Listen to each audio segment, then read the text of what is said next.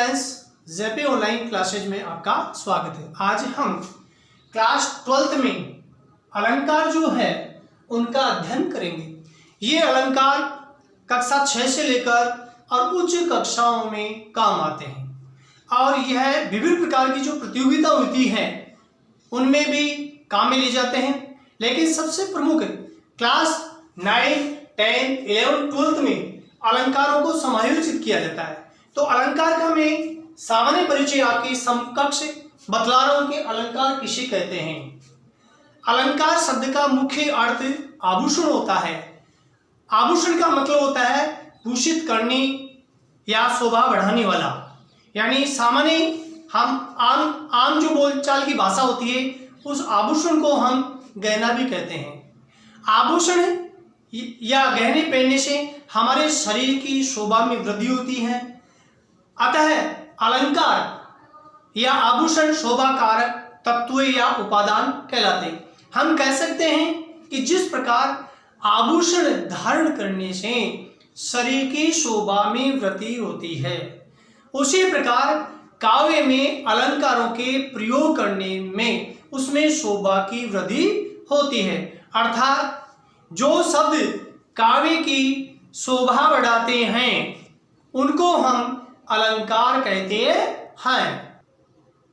अब मैं पुनः आपको बता रहा हूं कि अलंकार किसे कहते हैं। यानी जिस प्रकार से शरीर की शोभा के लिए आभूषण की आवश्यकता होती है, इसी प्रकार काव्य में भी और अलंकारों की आवश्यकता होती है। उसके सुंदरता सौंदर्य में वृद्धि होने के कारण उसको अलंकार कहते हैं। अब आपके सामने अलंकार की परिभाषा, अलंकार की विद्वानों ने अनेक सह परिभाषाएं दी, यानी अनेक प्रकार की परिभाषाएं दी है। अलंकरोति इति अलंकार है, इसका अर्थ होता है आभूषित करने वाले या शोभा प्रदान करने वाले उपादान या तत्व को अलंकार कहा जाता है। इसी प्रकार आचार्य दंडी ने और अलंकार की परिभाषा दी है।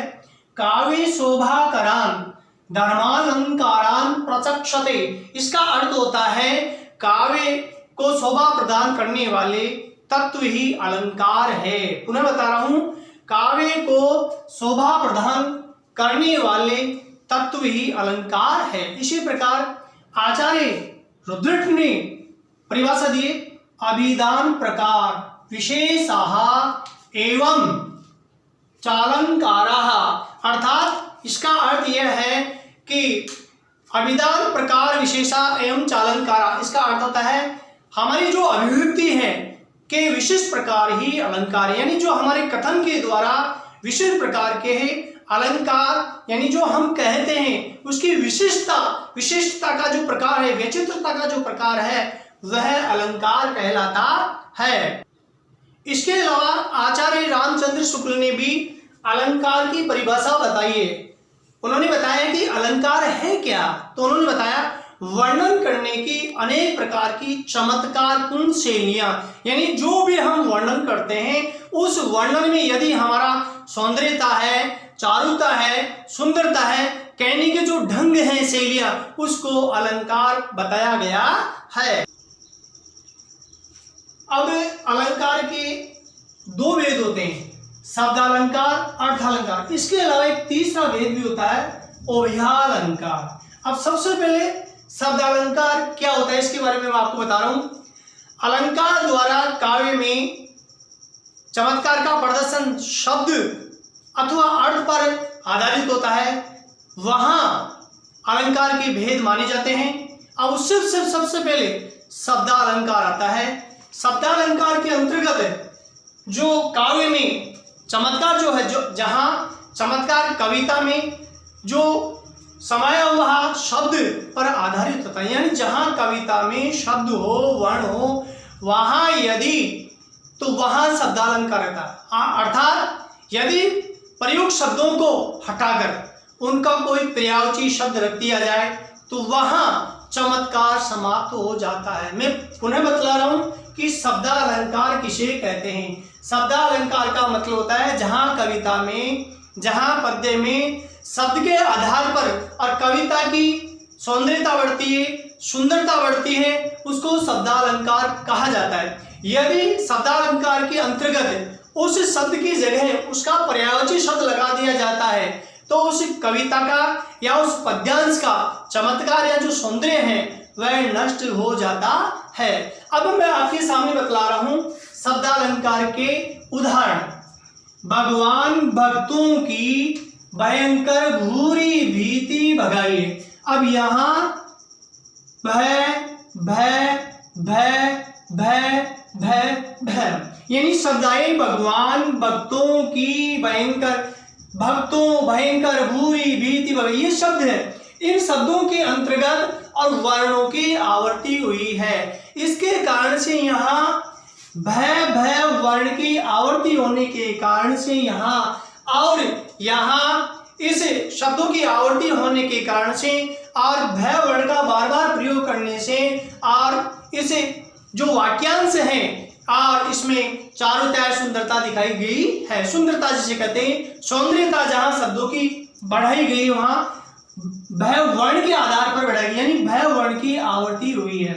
दूसरा उदाहरण है कनक कनक ते 100 गुनी मादकता अधिकार। यहाँ कनक शब्द 2 बार है क्योंकि यहाँ शब्द के आधार पर हम कविता में प्रयुक्त जो चारुता होती है, सुंदरता होती है, उसका हम अध्ययन कर रहे हैं। तो ये काव्यांश है कनक कनक ते 100 गुनी मादकता अधिकार। यहाँ कनक शब्द की जो आवर्ती है वह 2 बार आवर्ती होने के कारण से यहाँ कनक शब्द का अर्थ होता है सोना और यहाँ हुआ है दतुरा। और यदि इनके स्थान पर दूसरा शब्द प्रयुक्त कर दिया जाए वापस इनका पर्यायवाची शब्द, तो वहां जो सुंदरता होनी चाहिए अलंकार की वह समाप्त हो जाती है। इस प्रकार से आपको मैंने सामान्य परिचय बताया शब्दालंकार। शब्दालंकार का मतलब होता है जहां शब्द पर आधारित कविता में सुंदरता या सौंदर्यता बढ़ता है या सुंदरता बढ़ती है या शोभा में बढ़ती होती है, उसको हम शब्दालंकार कहते हैं। अब दूसरा है अर्थालंकार। अर्थालंकार का अर्थ होता है जहां चमत्कार या जो चारुता होती है शब्दों के अर्थ में होती है। यानी शब्दालंकार में तो बताया था कि जो सुंदरता होती है, सौंदर्य होता है, वो शब्द के आधार पर होता है।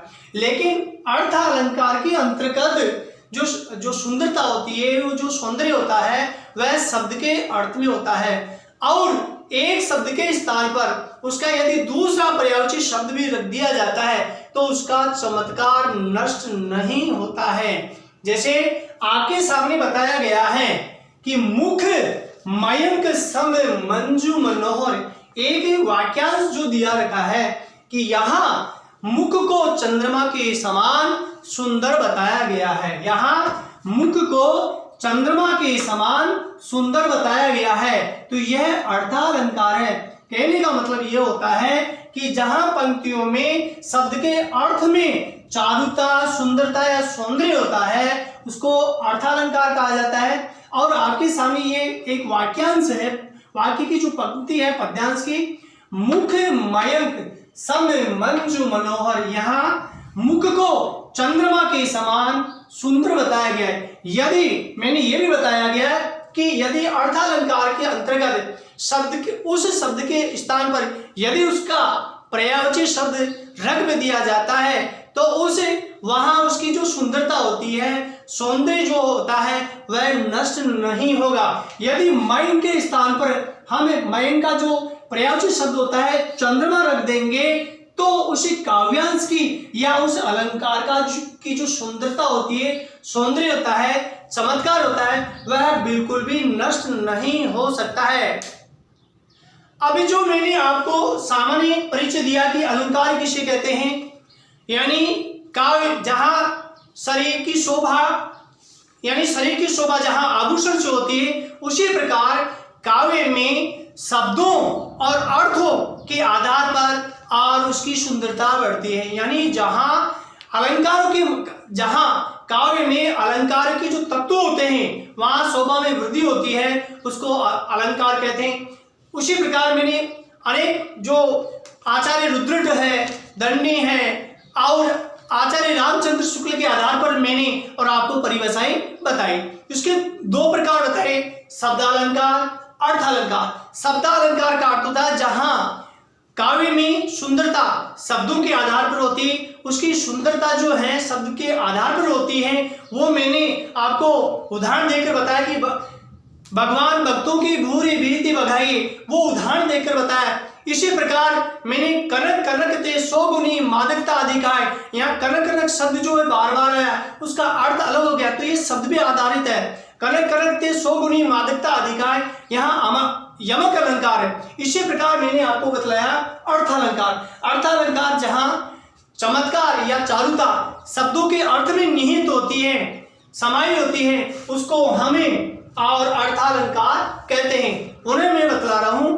यानी शब्दालंकार यानी बाहरी आवरण, शब्दों पर आधारित वहां बाहरी आवरण होता है, वहां चारुता होती है, सुंदरता होती है। लेकिन अर्थालंकार के अंतर्गत आंतरिक जो शब्द होते हैं उनको अर्थ निकालकर और काव्य में जो शोभा बढ़ा दी जाती है, वहां अर्थालंकार होता है। अब मैं जो ये आपके शब्दालंकार कौन से होते हैं, अर्थालंकार कौन से होते हैं, वे मैं आने वाले जो हमारे वीडियो होंगे उनको ठीक तरह से आपको बताऊंगा। इसलिए आप ये जो सामान्य परिचय मैंने आपको बतलाया, प्यारे बच्चों, ठीक तरह से इस वीडियो को आप सुनना।